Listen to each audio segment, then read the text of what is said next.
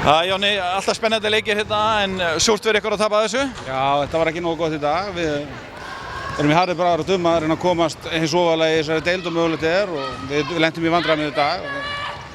Hefðum þurft að gera töluvert betur heldur en við gerðum. Eitthvað sérstakt, það voru lykilmenn náttúrulega sem klikkuðu eins og Maggi náttúrulega meðal annars. Já, Maggi gerir margt annað heldur en að skora. Maggi er náttúrulega bara eitt besti leikmann í þessari deild en hann skoraði ekki mikið í dag, hann gerði fullt öðru góðum hlutum. Það vantaði aðalega upp og við vorum ekki að taka nógu mikið af frákostum þegar að fá of mikið af svona, köllum það second chances. Það er bara dýrt sko, leikurinn tapast með 3 stigum eða 2 stigum og það er bara rosalega dýrt þegar þú færð á of mikið af sóknarfrákostum.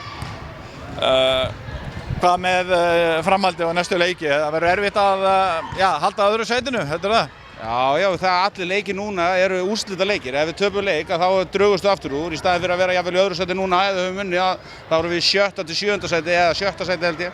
Og það er bara ekki heimavallarréttur og þetta er dýrt.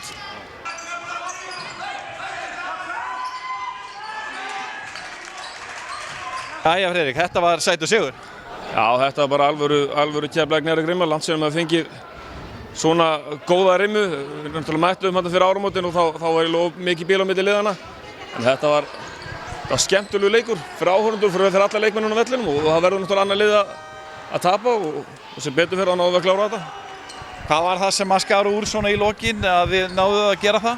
Þetta er bara spurning hverjir eru með yfirhöndina í lokatöflum. Við náðum að komast ykkur 3 stig upp hérna og voru þeir farin að elta og það var bara það sem skipti máli að við stigum upp þegar þurfti á því að halda í lokin. Þýðinga mikið náttúrulega gríðarlega. Já, fyrir okkur náttúrulega, við erum nýbúin að tryggja að vera okkur í deildinni og með þessum sigri þá stigum við stórt skref í 8. úrslitakeppni og við orðum mjög góðan séns og það er takmark okkar fyrir leiktinn og ef við náum því þá erum við náttúrulega gríðarlega kátir. Þið eru búin að vera, þið eru með gríðarlega ungt lið og gerði ykkur ekkert stóra vonir eins og þú segir, bara að halda ykkur í deildinni. Hefur þið fundist eða ykkur fundist liðið vera að gera betur en þið áttu vona? Nei, þetta er svona nokkurn veginn í samræmi með það sem maður áttu vona.